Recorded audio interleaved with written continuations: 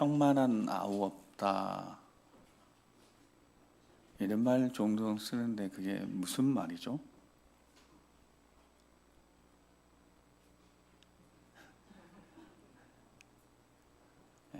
그런 말 안 쓰십니까? 잘 안 쓴대요. 모르진 않은데 안 쓴대.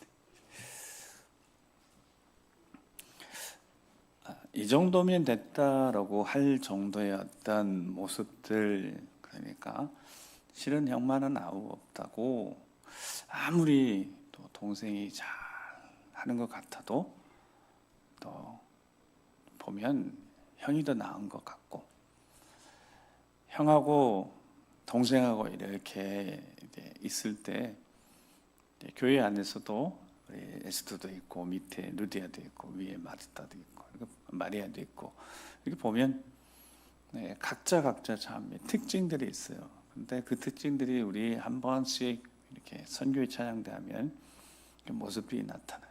그래서 그 모습도 보면 여전히 제가 이렇게 뒤에서 보니까 뒷모습은 아가씨들인데 다른 얘기 하려고 그런 게 아니라 찬양 예배니까 제가 찬양을 그래도 못하지는 않잖아요. 찬양을 정말 제가 좋아하는데 저는 그 생각을 늘 가지고 있습니다. 하나님 앞에 찬양하는데 찬양하는 노래하는 사람들은 치매 걸리지 않는다고 그랬죠. 그래서 찬양을 정말 열심히 해야 되는데 저 연세쯤 되면 이제 옥타브가 이제 한 번씩 그 음이 점점 떨어지기 시작하고 정상도 이렇게 소리 내기가 쉽잖아요. 그러면 이제 주의 보혈하다 주의 보혈 이렇게 떨어지잖아요. 근데 계속 절대로 음이 떨어져도 계속 소리를 내셔야 돼요. 뒷모습처럼 앞모습도 찬양 열심히 하시고 옥타브 떨어뜨려서 하지 마시고 잘하시더라고. 소리가 여전히 예쁘고. 그런데 곧 우리 안에 하나님이 주시는 그 은혜가 찬양할 때, 호흡들에 찬양할 때 얼마나 찬양이 은혜가 되고 귀한지, 하나님이 찬양을 얼마나 귀하게 여기시는지. 왜 찬양을 하나님 귀하게 여기시냐면 호흡을 드리는 거니까, 생명을 드리는 거니까. 그래서 에스더가 우리 회원들이 올 한 해 정말 열심히 하나님 사랑하는 마음으로 모든 일에 앞장서서 헌신하셔서 하나님 앞에 큰 기쁨이 되길 주의 이름으로 축복합니다. 뒷모습이 너무 예뻐서 그런 거예요. 앞모습은 더 예뻐요. 자, 옆 사람 우리 서로 보시면서 축복해요. 하나님 함께 하십니다. 네. 마태복음 10장은 예수님이 제자들 훈련 보내시는 장면이잖아요. 제자들을 잘 훈련시켜서 전도 실습 여행을 시켜서 지난주에 말씀도 그렇고 잘하는 것처럼 현장에 보내셔서 현장에서 부딪혔을 때 복음을 전하는 자들 현장에서 부딪히는 일들에 대한 이야기를 실습을 시키시는데, 우리가 기억하시면 성경을 펴신 상태에서 좋고 10장 16절 말씀을 우리 잘하는 말씀 한번 같이 한번 읽어보겠습니다. 10장 16절 말씀 찾아서 다시 시작.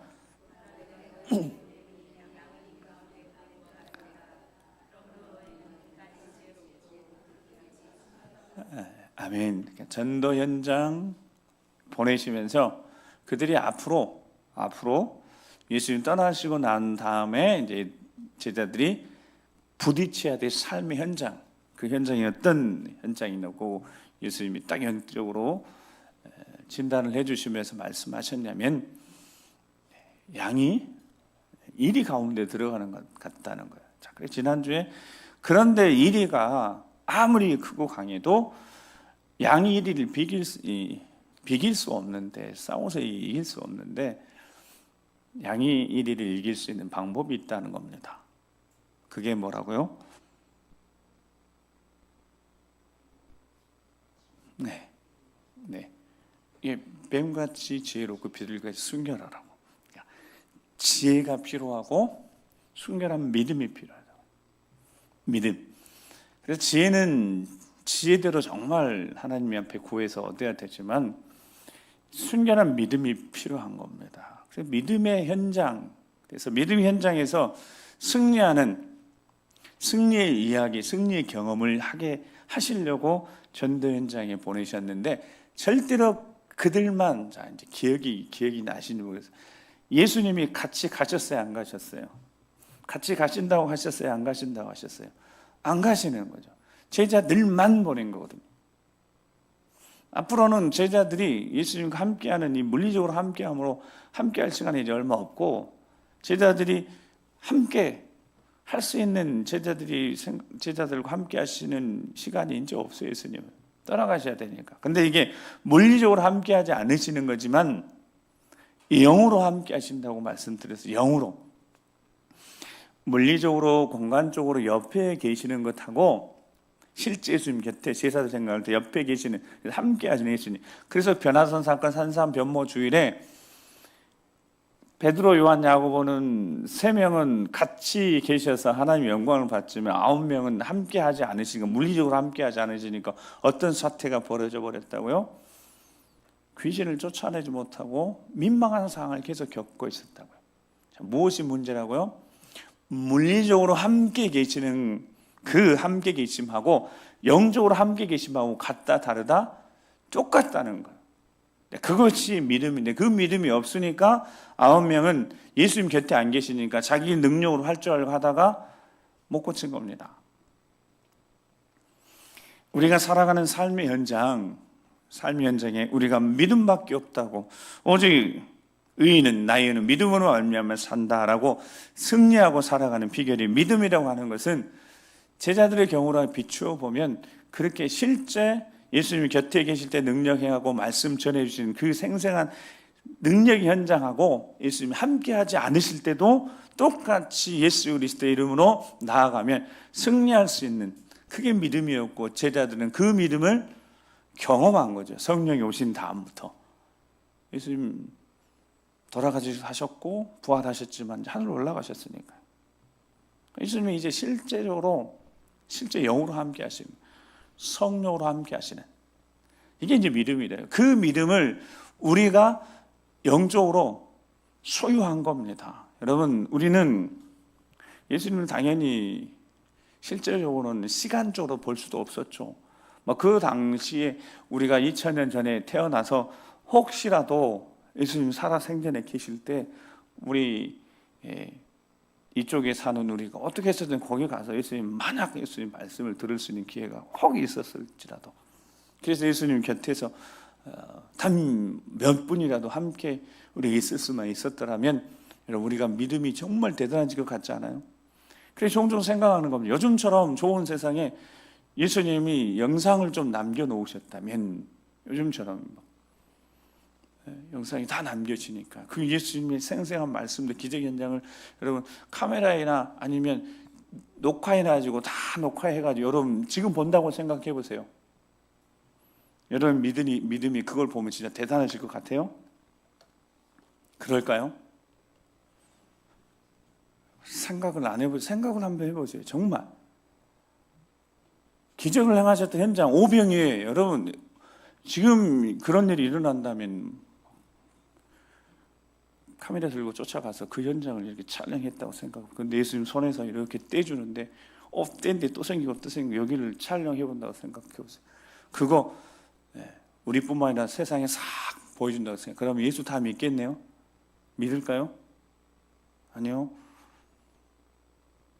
그거 보고도 안 믿을 사람은 안 믿습니다.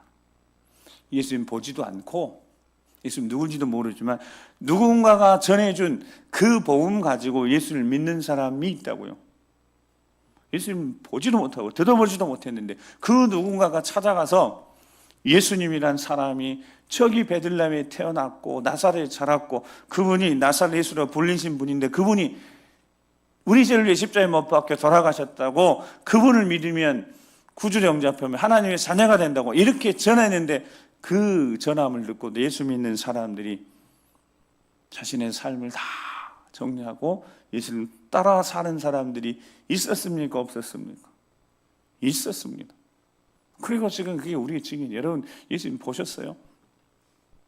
우리는 보지도 않고 누군가가 전해주는 것만으로 복음 듣고 여기 예수 믿고 살아가고 있잖아요.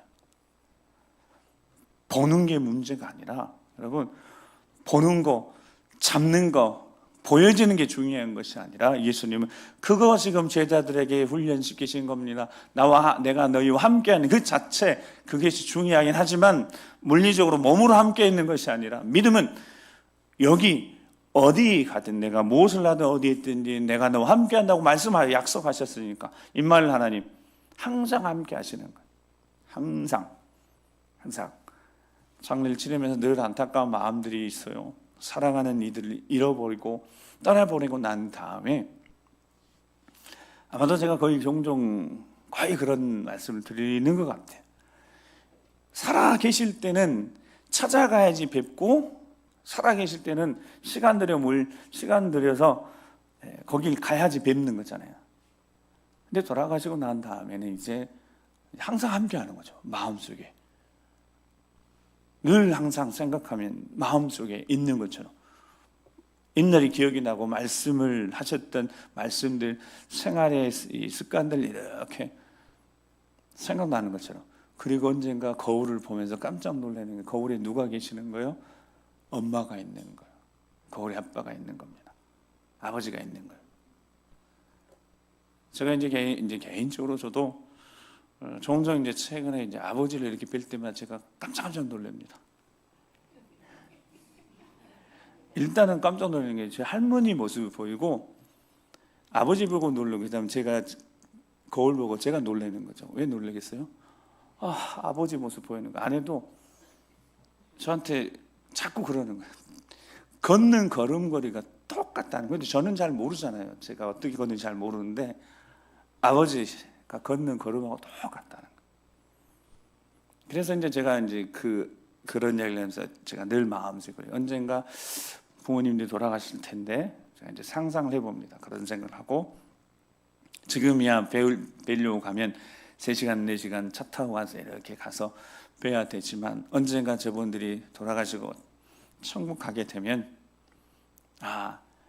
마음속에 계시는데 그 다음에 제가 금방 이야기했던 그분의 삶, 그분의 생각, 그분의 가치, 그분이 살아왔던 것들이 고스란히 여기 남아있더라고요. 생각하는 건 말투 하나하나까지 언젠가 보니까 말투도 비슷하고 뭔가 비슷한 거예요. 그분의 흔적이 그대로 남아있어요. 예수님은 제자들에게 당신이 따라갈 것 생각하시고 정말 임마누엘 하나님 함께 하시는 확신을 갖게 하시길 원하세요. 확신을 갖게. 정말 예수님 함께 하신다는 그 믿음으로 승리하도록 만들기를 원해서 훈련을 시키신 겁니다. 그래서 그 증거가 있었어요. 자, 지난주에도 봤는데 마태복음 10장 18절 20절 함께 하신다는, 물리적 공간 상관없이 그냥 함께 하신다는 확실하고 충만한 함께 하심을 경험할 수 있는 증거를, 자 18절에 20절입니다. 시작.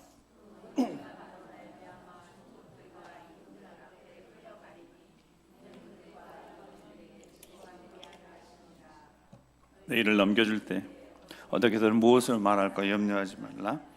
그때 너희에게 할 말을 주시리니 말하는 이는 너희가 아니라 너희 속에서 말씀하시는 이 곧 너희 아버지의 성령이시니라. 아멘. 함께 가지 않고 제자들 둘씩 짝지어서 전도여행을 보내면서 너희들을 보내는 것이 양을 이리 가운데 보낸 것 같다고 하시면서 지혜롭고 순결한 믿음 가져야지 이길 수 있다고 말씀하시는 그 예수님이 내가 너희와 함께하지 않지만, 곁에 함께 있지 않지만 함께 한다는 믿음이 중요하다고, 그 믿음이 승리한다는 걸 가르쳐주게 보냈는데 진짜 함께 하신다는 증거가 있다. 그 증거가 뭐라고요? 너희 속에서 어떤 또 다른 인격적인 말을 하시는 분이 말씀하시는 분이 계시다는 거예요. 여러분, 말이라는 것은, 보통 말이라는 것은 여기서 생각하고 말하는 거잖아요. 가끔 모국어는 여기 거치지 않고 여기 어딘가에 나오는 말도 있긴 해요. 그런 말들은 이제 마음속에 이렇게 담겨 있는 말들이나 상처 같은 말들은 그렇게 나오긴 하는데, 대부분 말은 여기 거쳐서 나오잖아요. 너희 속에 말씀하시는 그러니까 어떤 인격적인 어떤 존재가 계신다는 거예요. 근데 그 성령이 아버지 성령이고 아들의 성령이고 그분이 예수 그리스도의 마음을 알게 하신 하나님 아버지 마음을 알게 하시는 어떠한 존재로 실제적인 존재로 그 안에 계실 거다는 거예요. 위급한 순간에 위험한 순간에 어떻게 말해야 될지 무엇을 말해야 될지 공의 앞에나 권세자 임금 앞에 잡혀가서 서게 될 터인데 자신도 모르게 자신 안에서 말씀하신 이가 계실 것이라는 것이 예수님 말씀입니다. 여러분 그런 경험이 있으시잖아요. 이건 내가 말하는 게 아니라 내 생각 속에 내 경험 속에 나온 게 아니라 내 안에 계시는 성령 하나님이 말씀하셨을 때 나타나는 모습들이 있어요. 내가 말을 해놓고도 이게 내 생각이 나온 게 아니잖아요. 내 지식이 나온 게 아니에요. 성령이 말하게 하심을 따라 말하기 시작하는. 그래서 성령이 사도행 2장에 오시면서 계속 사도행전을 뭐라고 계속 이야기한다고요? 성령이 말하게 하심을 따라, 성령이 말하게 하심을 따라 말했더니, 성령이 말하게 하심을 따라 말했더니 베드로가 설교하니까 3,000명 5,000명이 회개하고 세례를 받는 일들이 생긴 겁니다. 여러분 우리 안에 성령 하나님이 거하시면서 그분의 존재가 그분의 자리가 그분이 차리할 자리가 우리 마음이 이렇게 표현이 10으로 된다면 여러분 성령 하나님 아버지와 아들의 영이신 성령 하나님이 도대체 얼마만큼을 차지해야 되겠냐 이 말입니다. 근데 성령은요 표현을 인격적으로 우리가 성령을 이깁니다.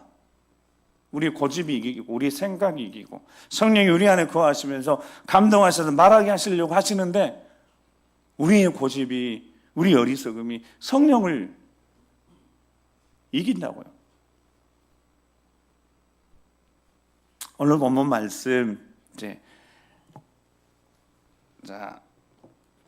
24절 25절 24절 25절 같이 한번 읽어보겠습니다. 시작.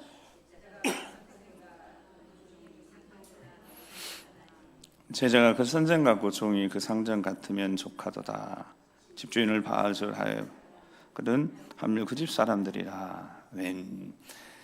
이 우리 안에 예수님 말씀하시는 말씀 속에 제자들이 가르치고 또 우리가 그 말씀을 배워서 우리 안에 그 성령이 계시는데 성령 하나님이 도대체 얼마나 우리 안에 충만하게 거하셔야지 충만하게 역사해야지 우리가 그분 자리를 제대로 얼마만큼 내어드려야지 성령이 말하게 하심을 따라 말하고 성령의 감동에 따라 생각하고 우리가 살아갈 수 있을까. 그거 우리가 정말 바라고 원하는 거예요. 성령의 충만함, 그래서 성령의 사로잡힘, 성령의 이끌림, 그런 삶을 살아야 돼요. 좀처럼 잘 되지 않는 이유는 성령이 능력이 없어서가 아니라 여러분 성령 하나님 능력이 없어서일까요? 아닙니다.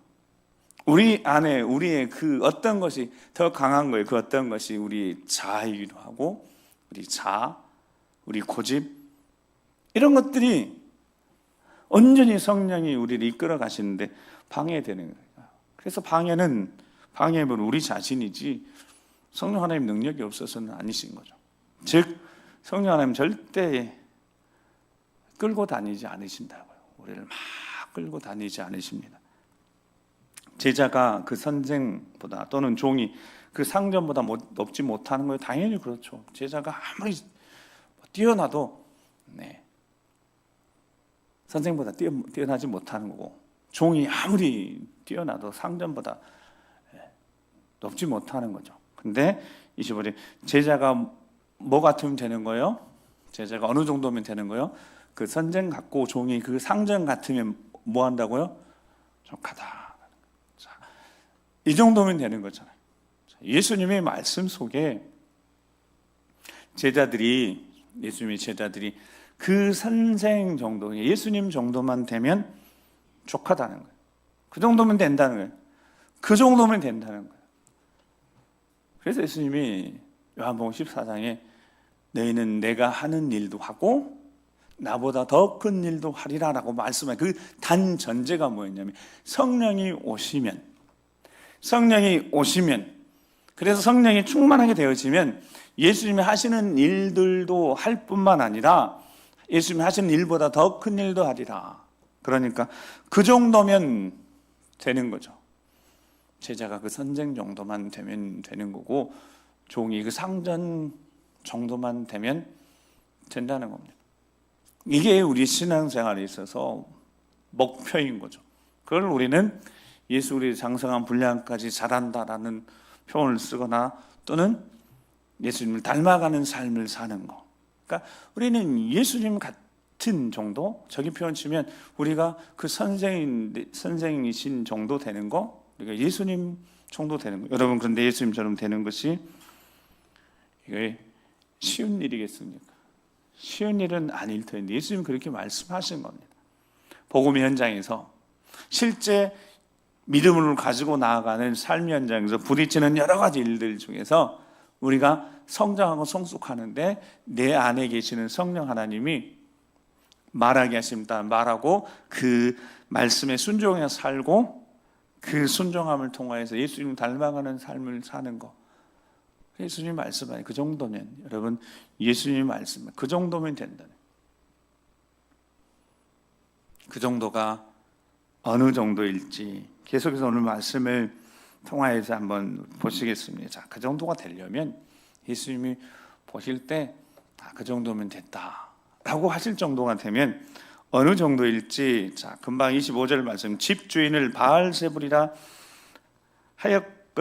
하였거든 하물며 그 집 사람들이라. 이게 무슨 뜻이냐면 예수님이 귀신을 막 쫓아내니까 바리새인들, 서기관들이 뭐라고 예수님 이야기했냐면 예수님이 바알세불이다 그런 거예요. 그러니까 귀신의 왕이다 그렇게 이야기하는 거예요. 자, 그 집주인을 바알세불이라 그러는 거예요. 근데 예수님을 바알세불이라 그랬으니까 예수님이 집주인이라고 그들이 비유하고, 그 다음에 집 사람들은 제자들 이야기하는 거예요. 그러니까 예수님을 바알세불이라고 할 정도면 그 집 사람들은, 하물며 그 집 사람들 함부로 하는 거 마땅하다는 거. 즉 제자들 함부로함 당하고, 제자들 무시하고, 제자들에 대해서 핍박하는 것은 당연하다라는 뜻입니다. 예수님 지금 하시는 말씀. 세상 어딜 가든 믿음으로 살아가는 제자들의 삶의 자리가 만만치 않다는 뜻인 겁니다. 예수님도 바알세불이라 하면서 함부로 대하고 예수님에 대해서 함부로 말하는데 제자들에 대해서는 뭐 두말할 것도 없는 거죠. 그렇게 살아갈 수밖에 없는 어려운 상황 속에서, 자, 26절 말씀, 7절 말씀인데 26절 7절 계속 읽어보시자. 그런지 그들을 두려워하지 말라. 감추인 것이 드러나지 않을 것이 없고 숨은 것이 알려지지 않을 것이 없느니라. 내가 너희에게 어두운 데서 이루는 것을 광명한 데서 말하며 너희가 귓속말로 듣는 것을 주위에서 전파하라. 아멘. 잘 생각해 보셔야 합니다. 26절 말씀은 그들을 두려워하지 말라. 그들이 앞에 나와 있는 임금들, 권세자들이요, 제자들을 잡아가서 핍박하고 또는 신문할 이들이에요. 자, 그들 앞에 두려워하지 말라고 하시는 거예요. 나도 함부로 했는데 너희들 함부로 하는 것은 두말할 것도 없다 하신 다음에 그들을 두려워하지 말랍니다. 감추인 것이 드러나지 않을 것이 없고 다 드러난다는 거예요. 다 드러난다는 거예요. 자, 그러니까 27절 보면 이상한 말씀을, 내가 너희에게 어두운 데서 조용히 이르는 것을 너희는 어떻게 하라고요? 광명한 데서 말하며 너희가 귓속말로 듣는 것을 집 위에서 소리쳐 전파하라는 거예요. 자, 이게 무슨 뜻인 거죠? 복음을 전하고 예수님 전하면서 삶의 자리에서 핍박과 환란이 오고 있을 터인데 핍박과 환란이 있을 때 어떻게 하는 것이 마땅하냐 그랬더니 제자가 주인 스승처럼 되는 것이 족하다 그랬어요. 그 정도가 되려면 아예 그냥 어두운 데서 이룬 것을, 조용히 이룬 것을 광명한 모든 이들에게 다 밝히 말하는 겁니다. 귓속말로 들려준 것을 집에서 다 들리도록 선포하라는 거예요. 여러분, 그렇게 전파하면 어떻게 되겠습니까? 스스로 양이 일 가운데 뛰어드는 거하고 똑같은 거잖아요. 표현이 이제 그 표현이 되는 거예요. 아니, 지금 복음을 전하다가 잡혀가기도 하고 환란에 넘겨지기도 하고 핍박 당하기도 할 건데 예수님이 하시는 말씀 두려워하지 말라고 하시면서 그러면 뭐 숨어서 조용히 복음을 전한다거나 아니면 숨어서 뭔가를 하라고 하셔야지 아예 대놓고 사람들 많이 있는 데서 외치라고 하는 거예요. 이스라엘 땅에 현대 이스라엘에 최근에 그 영화가 다큐멘터리 영화가 생각이 나지는 않는데 독일 선교사 2명이 순교를 당한 적이 있었습니다. 제 기억에 한 10년 된 것 같아요. 고백이었는데 영화가 있었어요. 다큐멘터리. 이슬람이 그런 게 아니라 이스라엘 근본 유대주의자들이 이 틸만이라는 선교사님하고 독일 선교사님을 순교시킨 사건이 있었습니다. 실제로. 그래서 너무 좀 잔인하게 서로 상대방 선교사들을 서로 보고 이 한 사람을 끔찍하게 살해하는 장면을 이 한 선교사에게 직접 보여주면서 근본 유대주의 근본주의자들이 그리스도인 그들을 핍박해서 순교하는 장면이 사건이 벌어졌습니다. 이스라엘 시를 말칵 뒤집혀고 여러분 기억나시는지 그게 다큐멘터리 영화로 만든 게 있었습니다. 그때 그렇게 하면 근본주의자들 유대교 근본주의자 그렇게 하면 그리스도인들 그렇게 독일 선교사님들을 핍박해서 순교하면 잠잠할 줄 알아서 두려워서 근데 그날 그 사건이 어떤 일이 일어났냐면 이스라엘의 크리스찬들이 다 남았습니다. 그리고 선포하기 시작했다. 나 크리스찬이다. 수많은 크리스찬들이 길거리에 나왔습니다. 길거리에 나와서 외치기 시작했습니다. 나도 크리스찬이다. 저들만이 아니라 나도 크리스찬이다. 그렇게 외쳤던 사건이 있었습니다. 여러분 그 뒤에 이제 그래서 28절 보면 오늘 보면 28절 보면 이제 읽어보겠습니다. 이 말씀이 지금 그대로 되어지는 현장을 제가 잠깐 설명드리면 자 28절입니다. 시작. 몸은 죽여도 영혼을 능히 죽이지 못하는 자들 두려워하지 말고 오직 몸과 영혼을 능히 지옥에 멸할 수 있는 일을 두려워하라. 아멘. 사람을 두려워하면 이 근본주의 유대주의자들이 예수님 전하는 싫으니까 예수님 전하니까 예수님 메시아라고 그러니까 유대인들은 예수님이 메시아라는 사실이 듣기 싫은 거예요. 예수님 메시아라는 사실 인정도 하지 않아요. 그런데 기독교인들이나 선교사는 예수님이 메시아라고 이스라엘 백성들에게 단 한 가지 복음만 전하면 된다는 거예요. 예수스 is 크라이스트. 예수님이 그리스도라는 사실만 전하면 돼요. 그거를 전하는 기독교인들을 독일 선교사들을 잡아서 그렇게 끔찍한 살해를 저질렀어요. 그러면 무서워서 다 숨을 줄 알았던 거예요. 근데 딱 나와서 나 크리스찬이다. 나도 크리스찬이다. 나도 예수를 믿는다. 몸은 죽여도 영혼은 죽이지 못한 자들은 그리 더 이상 두려워하지. 그들은 몸을 죽였으니까요. 순교시켰으니까. 그들을 두려워하지 않고 몸과 영혼을 능히 지옥에 멸할 수 하나님을 두려워하기 시작하니까 담대함이 생긴 겁니다. 사랑하는 성도, 이 마지막 시대는 우리에게 다른 어떤 게 필요한 것이야. 진짜 믿음이 필요하고 진짜 담대함이 필요해요. 그 담대함 어디서 오는 거예요? 하나님을 두려워하게 될 때 몸도 영혼도 능히 지옥에 멸할 수 있는 하나님을 두려워하는 그 두려움에서 담대함이 나오는 것 아니겠습니까? 몸은 죽여도 영혼을 능히 죽이지 못하는 힘과 권세를 가진 자들을 두려워하기 시작하면 움츠러들고 결국은 배교할 수도 있지만 살아계신 하나님을 두려워하게 되면 무엇이 생긴다고요? 담대함이 생기는 겁니다. 이 마지막 시대는 그 담대함이 필요한 시대 아니겠습니까? 점점 말씀대로 되어질 거니까 세상이 이렇게 흘러갈 테니까요. 누가복음 18장 8절에 인자가 올 때 믿음을 보겠느냐. 믿는다고 하는 사람도 많이 있는데 교회 다닌다고 하는 사람 많이 있는데 진짜 믿음을 보겠느냐. 예수님이 그렇게 한탄하셨습니다. 진짜 믿음을 보겠느냐. 세상 두려워하지 않고 하나님 두려워하는 그 믿음으로 담대하게 내가 예수 믿는다. 나는 그리스도인이라. 예수 그리스도를 복음을 전하는 자들이 얼마나 있겠는지, 인자가 올 때 믿음을 보겠는지 예수님 그렇게 말씀하셨으니까요. 한탄하시면서 예수 그리스도 우리 주님이 오늘 우리에게도 말씀하십니다.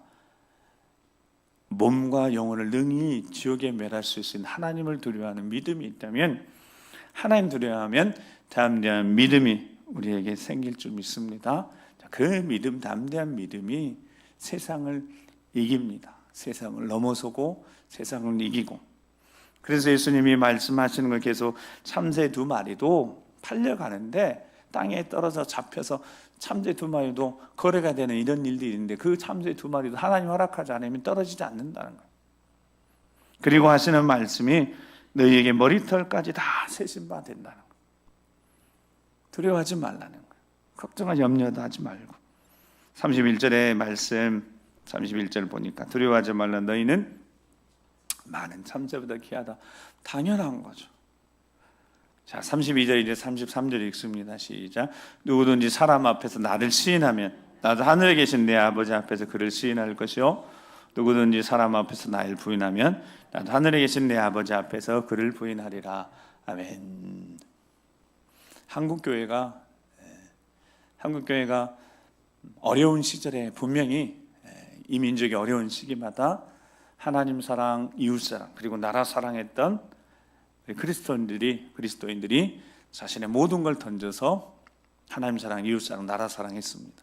곧 우리 3.1절 돌아오는데 금요일 날 우리 여전대 연합으로 제가 와서 참 제대로 못 드려본 것 같은데, 또 우리 회장님 이혜정 권사님 오셔서 이번에는 좀 잘 드려봤으면 좋겠어요.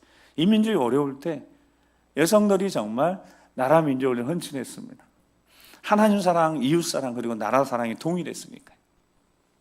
진짜 그리스도인들이 하나님 앞에 자신의 믿음을 지켰고, 한국교회가 신사참배라는 결정을 했을 때 목사님들이 부끄러운 결정이었지만 한국교회가 그거를 받아들이고 한국교회 총회에서 결정을 했습니다. 신사참배하기로. 수많은 사람들이, 목사님들이 참배를 했죠.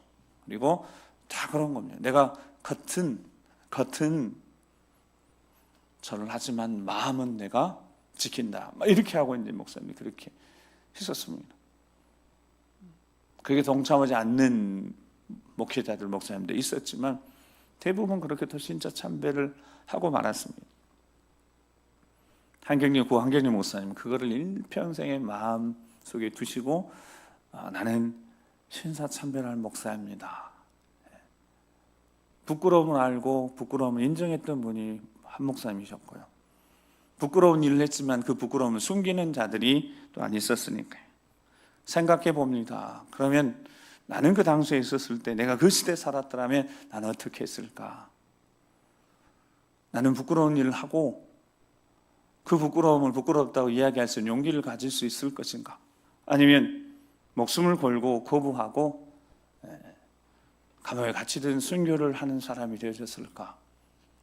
이런 생각을 해보면서 제 할아버지를 기억하면서 제가 그 생각을 합니다. 목숨을 걸고 믿음을 지켜야지. 나는 그렇게 해야지라는 생각을 해보곤 합니다. 그리고 앞으로 그런 일들이 생길 때 나는 다시 한번 제 마음속에 저한테 다짐해 봅니다. 목숨을 잃을지언정 믿음은 저버리진 않을 것이다. 누구든지 사람 앞에서 나를 시인하면 나도 하늘에 계신 내 아버지께서 그를 시인할 것이니까. 내가 예수 그리스도의 사람인 거고 그리스도인인 거고 하나님의 사람이고 하나님의 자녀라는 사실이 이제 앞으로 핍박과 환난의 시대가 왔을 때 두려워서 움츠러드는 이들도 있겠지만 분명히 오늘 말씀을 통하여서 하나님을 두려워하는 자들은 담대함을 얻게 되어져서 나도 그리스도인이라고, 나도 하나님의 사람이라고 복음을 전하는 자들이 되어야 된다는 겁니다. 그게 우리 주님이 이 땅에 오셔서 우리를 구원하신 이유이고 그 예수님이 함께하는 이들에게 나타나는 삶의 모습일 터이니까요. 사순절을 보내면서 우리 주님의 십자가를 깊이 묵상하는 우리가 다른 어떤 것보다도 우리 주 예수 그리스도를 바라보고 우리 주님을 생각하면 우리 안에 자꾸 들어오는 것은 다른 것이 아니라 내가 우리 주님을 누구보다도 그 무엇보다도 정말 뜨겁게 사랑해야 되겠다라는 마음 한 가지하고, 그렇게 주님을 사랑하는 마음이 있다면 내 삶의 자리가 어떻게 해서든 주님을 좀 더 닮아가는 모습이 돼야 될 것이고, 그렇게 하는 데는 내가 우리 주님을 더 많이 사랑하고 아끼고 섬기는 그 마음 속에 언젠가 한켠에 마음 속에 늘 기억하는 것은 핍박과 환난 시대가 올 터인데, 언제 올지 잘 모르지만 내가 내 마음을 잘 지켜내고 믿음 지켜내고 끝까지 버티게 견뎌 승리하려면 28절 말씀처럼 사람을 두려워할 것이 아니라 하나님을 두려워하는, 그래서 담대한 믿음을 소유할 수 있기를 마음속에 두고 기도하고 말씀 읽고 예배의 자리 지키며 일평생 주님과 동행하는 삶을 살기로 결단했을 때 내 안에 계신 성령 하나님이 기뻐하시면서 내 삶을 이끌어 인도하실 터이니까, 즉 성령의 충만하심 가운데 나를 붙들어 주실 터이니까 끝까지 함께, 옆에 계신 우리 모두가 함께 어렵고 힘든 상황들이 닥쳐오더라도 우리 변질되지 말고 변절되지 말고 끝까지 믿음 지키고 진짜 참 믿음 가지고 담대하게 우리 주 예수 그리스도 이름으로 승리하는 우리 모두가 되기를 주 이름 축복합니다. 기도하시겠습니다. 기도하시면서 우리 안에 우리 속에 말씀하시는 이가 있으시다고 그랬어요. 그러니까 우리 안에 인격적으로 거하시는 분이 계시는 거예요. 근데 그분이 주인 되셔야 합니다. 내가 주인 되면 안 되는 거고, 우리 주 예수 그리스도가 주인이 되셔야 되고, 성령 하나님이 내 인생을 이끌어가는 삶을 살아야 됩니다. 그래야지 핍박이고 환난이 있어도 우리가 하나님만 두려워하고 담대한 믿음으로 버티고 견디고 승리할 수 있을 것이니까 주여 다시 한번 성령으로 충만케 하시고 하나님을 두려워하는 마음, 그 경외하는 믿음으로 내 안에 담대한 믿음을 허락해 주시라고, 성령 안에 이끌려서 성령이 사로잡혀서 살아가는 우리 삶이 되어 거룩한 삶을 살아가며 우리 주 예수를 존귀케 하는 삶을 사는 우리가 될 수 있도록, 주의 마지막 시대의 승리의 삶을 살아갈 수 있도록 우리를 다시 한번 강하게 붙잡아 주시라고 우리 주여 한번 우리 기도하겠습니다. 주여, 아버지 하나님, 몸은 죽여도 영혼을 죽이지 못하는 자들을 두려워할 것이 아니라 몸과 영혼을 능히 죽일 수 있는, 지옥에 매놨을 수 있는 하나님을 두려워하고 말씀하셨으니 그 두려움 속에서 생명력 있는 믿음이 생겨나고 그 안에서 담대한 믿음이 생겨나고 세상을 이길 수 있는 믿음이 견고하게 세워질 줄 믿사오니 주여, 우리 주 예수 그리스도 우리 주님을 통하여서 우리에게 주신 그 아름다운 이름, 그 능력의 이름 의지하고 나아갈 때 내 안에서 성령 하나님 말씀하시며 우리 생각을 지켜주시며 마음을 지켜주시며 우리 걸음을 인도해 주시며 철저히 우리 삶이 이끌림 바 되어지는 성령이 사로잡혀서 살아온 이 삶 되게 도와주셔서 삶의 모든 차례 하나님의 영광이 나타나고 통치하심이 나타나고 믿음의 가정에 하나님이 도와주시고 역사하심이 나타나고 우리 예수를 존귀케 되어지는 아름답고 귀한 승리의 삶을 사는 모두가 될 수 있도록 아버지 함께해 주시옵소서. 거룩하신 아버지 하나님 감사합니다. 너희 속에서 말씀하시는 이곳 아버지의 성령이 너희와 함께 하실 것이다고, 저 예수님이 영원토록 임만 안에 함께 하실 것을 약속하셨고, 그 약속의 말씀처럼 우리 안에 성령 하나님이 거하시며 인생의 주인 되신 우리 주님이 성령 하나님 통하여 말씀도 하시고 깨닫고도 하시고 우리 마음도 붙잡아 주시기도 하시고 우리가 나아갈 길도 정해서 인도하시니 구원의 방주에 올라탄 우리들, 우리 인생의 방향 우리 주님이 이끌어 가실 터이니 다시 한번 믿음 모든 것 맡기고 평안함 가운데 주 예수 그리스도 이름 의지하고 나아가는 우리 가운데 계속해서 하나님의 영광 승리가 있을 수 있도록 인도하여 주시옵소서. 성령으로 충만케 하시고 성령에 사로잡혀서 살아가는 우리 되게 도와주셔서 계속해서 우리 믿음의 가정 하나님 세우시며 자녀들 세우시며 주의 몸된 교회를 세워주셔서 승리케 해 주시옵소서. 함께 해주실 것을 믿고 감사드리며 존귀하신 우리 구 예수 그리스도의 이름으로 기도드립니다.